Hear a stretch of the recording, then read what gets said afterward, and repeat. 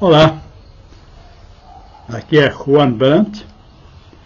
Venho mais uma vez falar de psicanálise e temas afins, filosofia, sociedade, tudo que se aproxima do campo da psicanálise.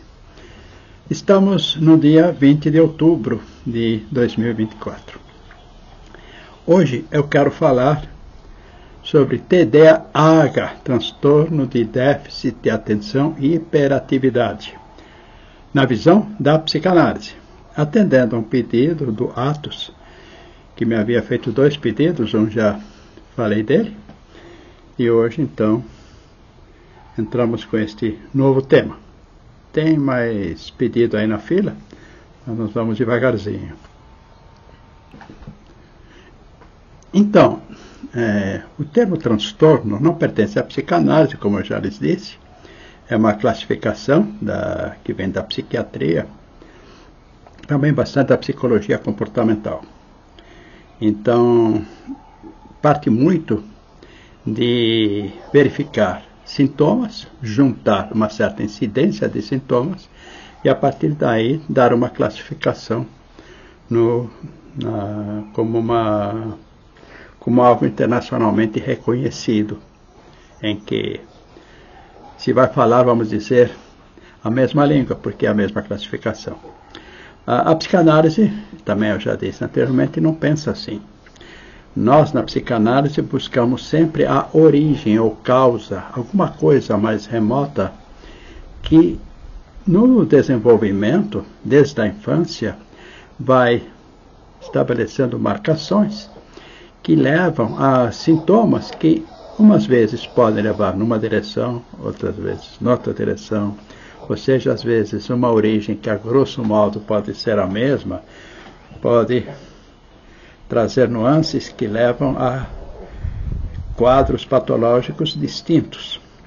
Mas vamos ver um pouquinho aí o que a gente está falando. Transtorno, então, o que é? É muito mais que uma crise. É algo que já ocupa o cotidiano da pessoa por um tempo suficiente. É como se fosse uma sequência de crises, por um tempo razoável, tá? Então, nós estamos falando de algo que tem continuidade, tem repetição, que começa já a marcar as reações da pessoa num cotidiano variado. Então, isso é um transtorno. Se nós falamos de déficit de atenção, então já fica bem claro que esse portador desse quadro não consegue fixar a atenção em qualquer coisa ou na maioria das coisas. Quando eu estou falando coisa, é estímulos, né? Situações, necessidades, demandas. Tá? E hiperatividade. Isto implica em que, além de estar com essa dificuldade de direcionar a atenção, o sujeito passa a demonstrar muita atividade com o movimento que não faz sentido ante as necessidades, e é um excesso, como se tudo presente remetesse a uma necessidade de demonstrar uma certa agitação. Normalmente, quem traz esse quadro não dedica atenção justamente aos eventos, às situações ou condições que o ambiente externo solicita que recebam atenção. Mas vamos ver como é que a psicanálise pode ver isso. Nós, na psicanálise, nós dividimos o desenvolvimento. Alguns dividem em 3 estágios na vida. Eu, pessoalmente, divido em basicamente 4 ou 5. Eu diria que o primeiro é o ambiente intrauterino, o segundo seria a primeira infância, o terceiro período seria a infância propriamente dita, a partir dos 3 anos, ou 2 a 3 anos, até o término da infância. O quarto, o que hoje se fala adolescência, que é logo após a puberdade, até antes de alcançar a vida adulta. Então, a quinta etapa seria a vida adulta. E a gente pode ver que qualquer quadro com potencial patológico que se estabeleça num período, ele tem uma probabilidade enorme de desenvolver certas reações nos períodos seguintes. Então vamos dizer que um feto sofreu dentro do útero materno por contingências da vida da mãe. Isso já ficou. Então, quando vier a infância, se houver qualquer coisa qualquer evento que faça ligação com o que aconteceu na vida intrauterina, isto vai receber uma nova marcação. Se na infância seguinte, no período infantil de fato, até os 10 anos, outra coisa acontece que faz essa ligação, mais marcação. Se na adolescência acontecem outras coisas, mais ainda. Então, quando chegar à vida adulta, você já tem toda uma sequência de marcas psíquicas que vão levar, possivelmente, a um quadro patológico. Então, isso acontece na psicanálise. A psicanálise sempre pensa desse modo. Então, nós sempre vemos que o mundo adulto tem suas raízes na infância. Tá? Sempre na infância. Então vamos pensar a questão da atenção. Por que alguém teria dificuldades para concentrar a atenção em algo que está presente? Bom, em princípio, podemos deduzir que aquilo que está presente não merece a atenção dessa criança, ou não desperta a sua atenção. Não tem aparência, não tem aspecto ou não tem imagem que para essa criança seja atraente. Então, já temos algo para pensar. Nós vamos imaginar que nós temos diversas possibilidades equivalentes e que esse sujeito não consiga concentrar a atenção em nenhum desses pontos de atração. Ele não teria atenção. Mas vamos dizer que todos demandassem atenção.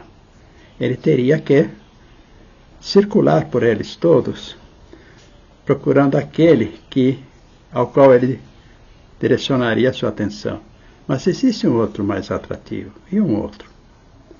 Eu fiz esta comparação para pensarmos o seguinte: esse transtorno é bastante típico em famílias em que os pais têm muitas dificuldades de convívio ou muitas dificuldades na competição deles pelo filho.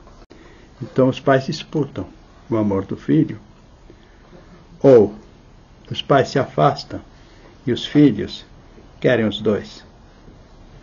Então você já teria aqui uma condição de muita divisão psíquica. Eu quero minha mãe, mas quero meu pai. Eu quero meu pai, mas quero minha mãe. Ah, minha mãe está me chamando. Ah, meu pai está me chamando. Ah, mamãe me dá isso, papai me dá aquilo. Vamos pensar a cabeça da criança. Em quem ela vai concentrar a atenção dela? Ou seja, dei um exemplo simples. Vamos pensar uma separação de um casal. Agora vai mais longe.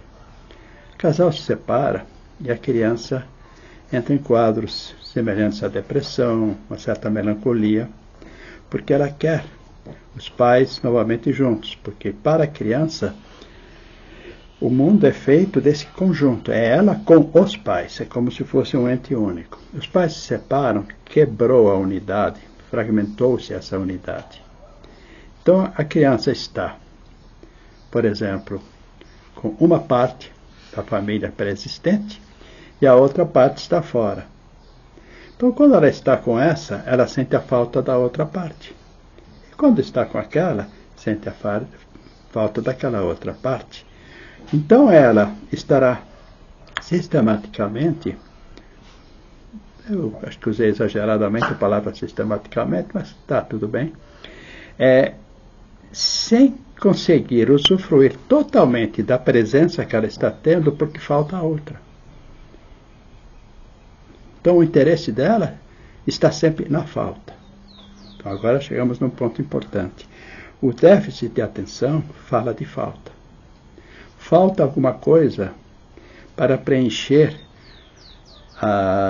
o direcionamento da atenção da criança. Quando eu falo direcionamento da atenção, eu falo também direcionamento do desejo, da vontade. Né? Falta presença, vou muito além de atenção, porque atenção é o que o adulto vê. Falta atenção para a criança. O psiquiatra fala, falta atenção. É uma leitura de sintoma. Então, o adulto está dizendo, falta atenção. Mas a criança, ela não está na ideia de que ela não consegue estar atenta. A criança está em outro mundo. A ela falta algo que faz parte do mundo dela, do mundo imaginário, e que não está presente e talvez esteja perdido. Então, a energia psíquica da criança, nesse caso, se volta intensamente para a recuperação daquilo que foi perdido.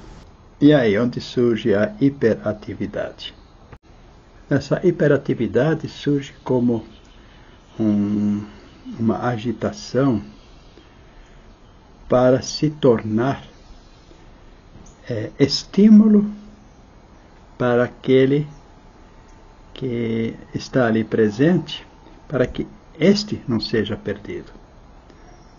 Então, a hiperatividade é uma sobrecompensação, porque se foi perdido, por exemplo, um dos pais, foi perdida a mãe, agora há uma hiperatividade que demonstra a necessidade de não perder o pai, ou vice-versa. É todo um movimento para garantir que não seja perdido mais o que já foi perdido. E preenche esse vazio da existência perdida. Mas nem toda criança desenvolve a hiperatividade. Em muitos casos, o que nós temos é desenvolvimento de quadros melancólicos. Então, é como que a criança entra num si mesmo, num ensimesmamento, vou usar essa palavra, porque é meio que um abandono. Não adianta investir, porque um está perdido e o outro será perdido também, ou está sendo perdido também, já está acontecendo isso. Não esquecendo que, na verdade, a hiperatividade, ela é uma base de mania, né? Então, está se desenvolvendo também alguma coisa que a gente poderia denominar alguma base de um processo maníaco, de agitação, né? E se a criança não faz a hiperatividade e vai nessa coisa mais depressiva, ela está desenvolvendo uma base de melancolia mesmo, de depressão. E aí nós temos dois pontos bastante interessantes para pensar. Existe a chamada bipolaridade, né, que era originalmente, em Freud, a psicose maníaco-depressiva. Ou seja, se desenvolvia um quadro que, num extremo, era de atitudes e comportamentos maníacos, de euforia, de excessos, e no outro, quadro depressivo, de uma paralisia, de uma falta de investimento, de uma falta de vontade, de um voltado totalmente para si mesmo e sem manifestação de desejo. Essa seria a base da bipolaridade. Então, o TDAH, ele é um dos pontos de um processo em que o outro ponto seria um outro quadro, que não seria de TDAH, e teríamos algumas variedades aí para pensar. Entretanto, nós não devemos descartar a possibilidade de problemas neurológicos que dificultem as possibilidades da criança direcionar a atenção, e que possam levar à hiperatividade. Então, não se deve descartar uma ida prévia a um neurologista. Eu não estou dizendo psiquiatra, tá, gente? Estou dizendo neurologista. Essa avaliação, ela pode contribuir bastante. Existem casos, sim, efetivos, de alguma formação neurológica que acaba produzindo uma sintomatologia que é coerente com os quadros de TDAH. É outro aspecto a considerar. E, finalmente, em termos de tratamento, há que diferenciar o que se faria numa psicologia comportamental e na psicanálise. É claro que a psiquiatria, que eu não falei, a psiquiatria vai dar medicação. Medicação pode conter sintomas, mas o problema originário está lá. A dificuldade causada pelo ambiente familiar e que não está sendo resolvido nesta oportunidade, que poderia ser resolvida e tudo voltaria a estar bem nessa família. Não, a psiquiatria não vai pensar dessa forma. A neurologia descobriu alguma coisa, tudo bem, vai tratar lá. A psicologia comportamental, o que ela vai fazer? Ela vai usar procedimentos voltados para fixar a atenção. E como será feito isso? Por exercícios de fixação, ou seja, parar de transitar entre diversos estímulos e direcionar a atenção para os estímulos que ali surgem. Mas isso também não resolve o problema prévio, ou seja, todo o drama que levou ao estabelecimento de um quadro de TDAH continua lá existente. Então, aquela dificuldade de confiar na presença, na continuidade, na disponibilidade dos objetos de amor vai continuar. Isso vai repercutir tremendamente na vida adulta. E a psicanálise, o que vai acontecer? Não, ela vai trabalhar em cima da origem, causa. Vai perceber. E aí, ela vai trabalhar com os pais. Ela vai chamar os pais para entrevistas, procurando rever a forma que eles lidam com a criança, como cada um e como par. São entes que dá para diferenciar para a criança. E ela também vai trabalhar com a criança formas dela não perder os vínculos. Ou melhor, não ter medo de perder os vínculos. Esse temor. Porque todos esses quadros, eles no fundo falam também de ansiedade. O que é ansiedade? É uma ansiedade de realizar, de correr atrás da sua necessidade de dar atenção, e isto aumenta quando essa atenção é insuficiente. Então, crianças que não recebem a suficiente atenção da mãe, no sentido de, inicialmente, a amamentação, depois o cuidado, o amparo, o brincar com, e depois do pai, quando chega a hora dele, elas exacerbam sua ansiedade. E essas também, lembra que eu falei no início, de cada estágio da vida vai já tendo marcas que depois com outras se aumentam o potencial de patologizar, né? Então, a criança que viveu uma ansiedade maior para ter essa atenção, inicialmente da mãe, depois do pai e dos dois, ela também tende a ter patologias, e uma delas TDAH. Então, o psicanalista vai trabalhar esses aspectos. Ele tem que estar preparado tanto para fazer o tratamento da criança, quanto de orientar os pais. A orientação dos pais é fundamental em psicanálise da criança. E agora, antes de encerrar, eu preciso lembrar que quando procurar um psicanalista, saiba achá-lo. Porque o psicanalista, para fazer esse trabalho, tem que ter formação. Não é só ter feito um curso. Tá? Formação significa que ele se submeteu a uma psicanálise por um bom tempo.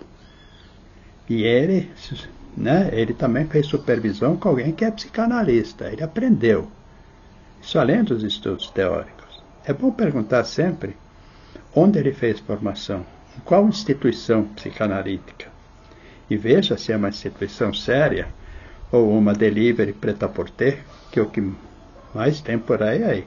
Aliás, o que mais tem por aí, não sei porquê, é gente despreparada dizendo que é psicanalista. Não sei que charme que eles encontram. Então é isso que eu tinha para falar do TDAH. Tem mais coisas, mas assim, de primeira, isso aí já está bom. Precisando falar comigo, querendo alguma coisa, meu WhatsApp é 61996431886. Tá? Estamos aqui em Brasília. Damos atendimento presencial e online, orientação online, presencial, supervisão online, presencial, análise, né? Então, e se alguém tiver problema de criança, eu já não atendo mais criança, porque para mim fica difícil, a idade atrapalha um pouco, mas a gente pode orientar, a gente pode encaminhar, tá bem? Então, até uma próxima. Obrigado por me acompanharem. Olha, gente, vamos dar like? Esse tal de YouTube, ele só valoriza quem tem muito like. Eu nunca fui de pedir like, mas eu estou pedindo likes.